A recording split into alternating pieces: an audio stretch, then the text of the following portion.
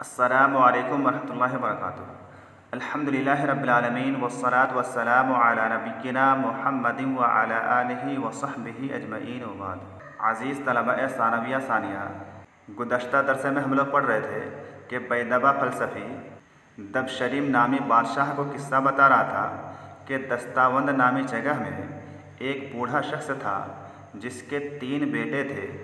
جب یہ تینوں لڑکے جوان ہو گئے، سن بلوغت کو پہنچے، تو کچھ کام کاج کرنے کے بجائے انہوں نے اپنے باپ کے مال میں اسراف کرنا شروع کر دیا، فضول خرچی کرنا شروع کر دیا، جس سے ناراض ہو کر کے ان کے والد صاحب نے ان کو ڈانٹا پھٹکارا اور انہیں نصیحت کی۔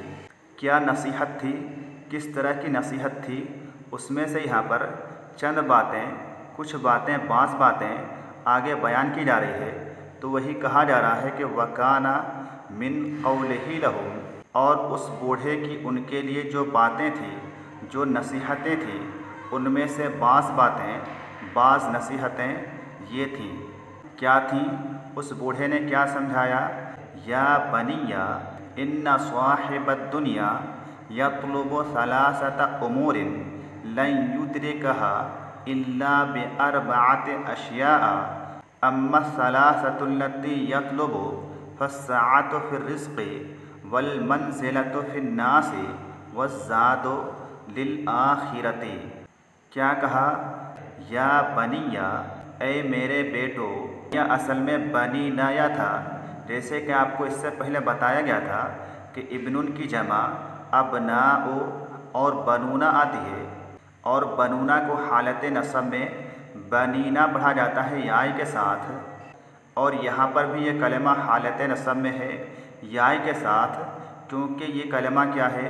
منادہ ہے، اور آپ کو اچھی طرح سے معلوم ہے کہ منادہ جب مضاف ہوتا ہے تو منصوب ہوتا ہے۔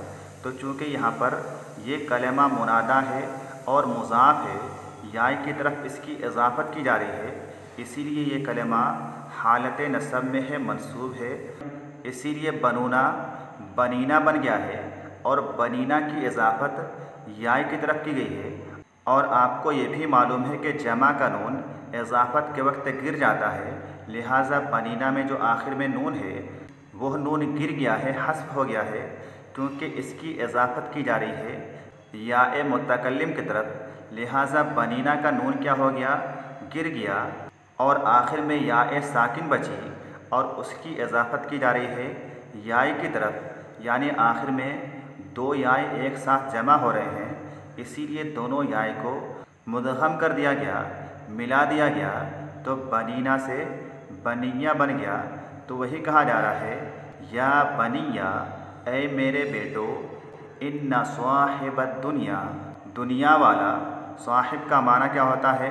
والا، بے شک دنیا والا، دنیا کا انسان، دنیا میں رہنے والا شخص، یطلب 3 امور، مطالبہ کرتا ہے، چاہتا ہے 3 چیزیں، لن یدرکها الا ب4 اشیاء، لن یدرکها، ادرک یدرک، ادراک کا معنی پانا، لن یدرکها، جنہیں وہ ہرگز نہیں پا سکتا ہے، یدرکها میں ہا ضمیر کا مرجع کیا ہے؟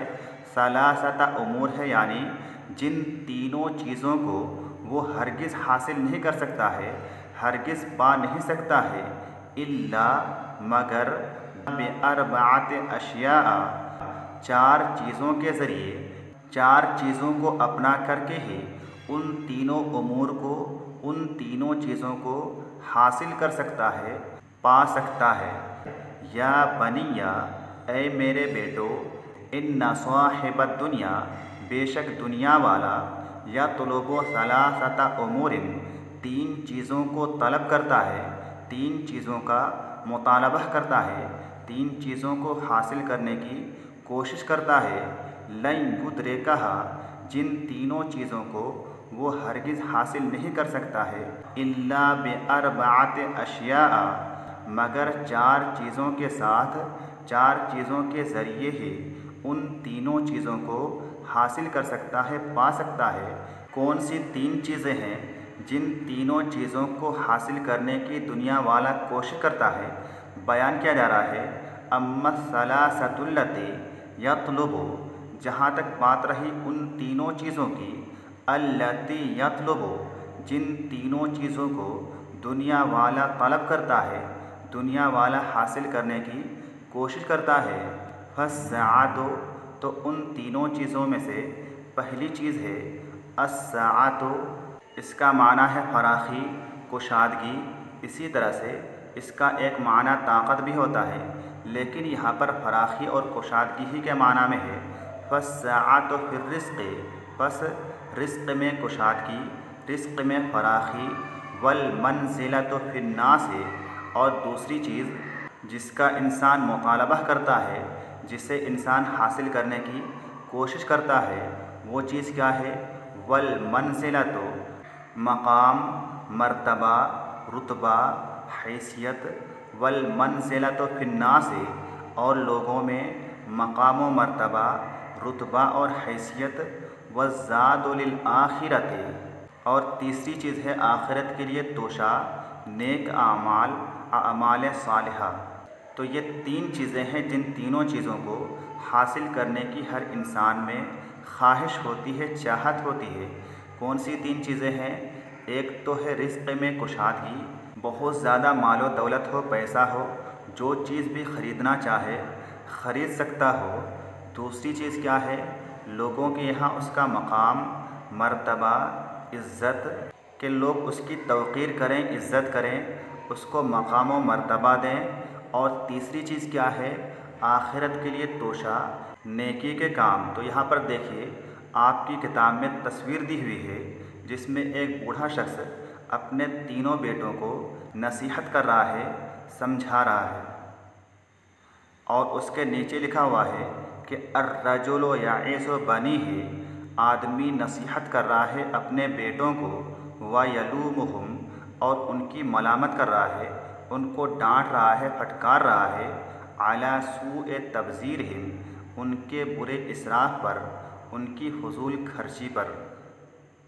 تو یہ تو وہ تین چیزیں ہوئیں جن تین چیزوں کو حاصل کرنے کی دنیا والا کوشش کرتا ہے، لیکن وہ چار چیزیں جن چاروں چیزوں کے ذریعے ان تینوں چیزوں کو حاصل کیا جا سکتا ہے، وہ چار چیزیں کیا ہیں؟ وہ آگے یہاں سے بیان کیا جا رہا ہے کہ وَأَمَّا الْأَرْبَعَةُ الَّتِي يَحْتَاجُ إِلَيْهَا فِي تَرْكِ هَٰذِهِ الثَّلَاثَةِ فَاكْتِسَابُ الْمَالِ مِنْ أَحْسَنِ وَجْهٍ يَكُونُ ثُمَّ حُسْنُ الْقِيَامِ عَلَىٰ مَا اكْتَسَبَ مِنْهُ ثُمَّ اسْتِثْمَارُهُ۔ کیا کہہ رہے ہیں کہ وَأَمَّا الْأَرْبَعَةُ الَّتِي، اور جہاں تک بات رہی ان چار چیزوں کی، یحتاج الیہا فی ترک ہذہ الثلاثۃ، جن چاروں چیزوں کا وہ محتاج ہوتا ہے، ضرورت مند ہوتا ہے، جن چاروں چیزوں کی اسے ضرورت ہوتی ہے، فی ترک ہذہ الثلاثۃ، ان تینوں چیزوں کو حاصل کرنے میں، ان تینوں چیزوں کو حاصل کرنے میں، جن چاروں چیزوں کا وہ محتاج ہوتا ہے، جن چاروں چیزوں کی اسے ضرورت ہوتی ہے، وہ چار چیزیں کون سی ہیں؟ بیان کی جا رہی ہیں کہ فاکتساب المال من احسن وجہ یکون، پہلی چیز ہے فاکتساب المال، مال کمانا، مال حاصل کرنا، کمائی کرنا، من احسن وجہ یکون، جتنا ممکن ہو سکے بہتر انداز میں، صحیح طریقے سے، ثم حسن القیام علی ما اکتسب منہ، دوسری چیز جس کی اسے حاجت ہے، ضرورت ہے، کیا چیز ہے؟ ثم حسن القیام، پھر اس کو اچھے انداز سے حفاظت کرنا، دیکھ بھال کرنا، نگرانی کرنا، علی ما اکتسب منہ، اس چیز کی جسے اس نے کمایا ہے، جس چیز کو اس نے کام کر کے حاصل کیا ہے، اس چیز کو بہتر انداز میں، صحیح طریقے سے حفاظت کرنا، دیکھ بھال کرنا، نگرانی کرنا۔ ثم حسن القیام علی ما اکتسب منہ، پھر اچھے انداز سے اس کی حفاظت کرنا، علی ما اکتسب منہ، جس چیز کو اس نے کمایا ہے۔ ثم استثمارہ، استثمر یستثمر المال، مال کو بڑھانا، فائدہ حاصل کرنا، ثم استثمار ہو، پھر مال کو بڑھانا، اس کو فائدے کے کام میں لگانا، سودی کاروبار نہیں بلکہ جو اچھے کام ہیں، تجارتی معاملات ہیں، ان چیزوں میں لگا کر کے اس کو بڑھانے کی کوشش کرنا۔ تو یہ تیسری چیز ہوئی کہ مال کو کمانے کے بعد اس کی حفاظت بھی کی جائے اور اس کو بڑھانے کی کوشش بھی کی جائے، اس کو بڑھایا جائے۔ اس کے بعد چوتھی چیز کیا ہے؟ ثم انفاقہ فیما یصلح المعیشۃ ویرضی الاہل والاخوان فیعود علیہ نفعہ فی الآخرۃ۔ چوتھی چیز کیا ہے؟ ثم انفاقہ فیما یصلح المعیشۃ۔ انفاق، انفق ینفق، انفاق کا معنی خرچ کرنا ہوتا ہے۔ ثم انفاقہ، پھر اس مال کو خرچ کرنا، فیما یصلح المعیشۃ، معیشتن کا معنی ہے اسباب زندگی، ذریعے گزر بسر، اس کی جمع معایشو اور معایشو بھی آتی ہے، یعنی یائے کے ساتھ بھی اور حمزہ کے ساتھ بھی معایشو اور معایشو آتی ہے۔ ثم انفاقہ، پھر اس مال کو خرچ کرنا، فیما یصلح المعیشۃ، جن چیزوں میں اسباب زندگی کی اصلاح ہو، اسباب زندگی کی اصلاح ہو، ذریعے گزر بسر کی اصلاح ہو، ویرضی الاہل والاخوان، اور راضی کرے الاہل، اہل و عیال کو، گھر والوں کو، والاخوان، بھائیوں کو، دوستوں کو۔ اخوان یہ اخن کی جمع ہے، جس کا معنی بھائی بھی ہوتا ہے، دوست بھی ہوتا ہے، اور اس کی جمع اخوان کے علاوہ اخوتن بھی آتے ہیں۔ ویرضی الاہل، اور وہ راضی کرے اہل و عیال کو، گھر والوں کو، والاخوان، اور بھائیوں کو، دوستوں کو بھی راضی کرے۔ فیعود علیہ نفعہ فی الآخرۃ، تو کیا ہوگا جب ان چاروں چیزوں کو اپنائے گا تو اسے کیا ملنے والا ہے؟ فیعود علیہ نفعہ فی الآخرۃ، پس لوٹے گا اس پر، اس کی طرف، نفعہ فی الآخرۃ، اس کا نفع، اس کا فائدہ، فی الآخرۃ، آخرت میں، پس اس کی طرف اس کا نفع آخرت میں لوٹے گا، آخرت میں پہنچے گا۔ تو آج کے لیے بس اتنا ہی۔ السلام علیکم ورحمۃ اللہ وبرکاتہ۔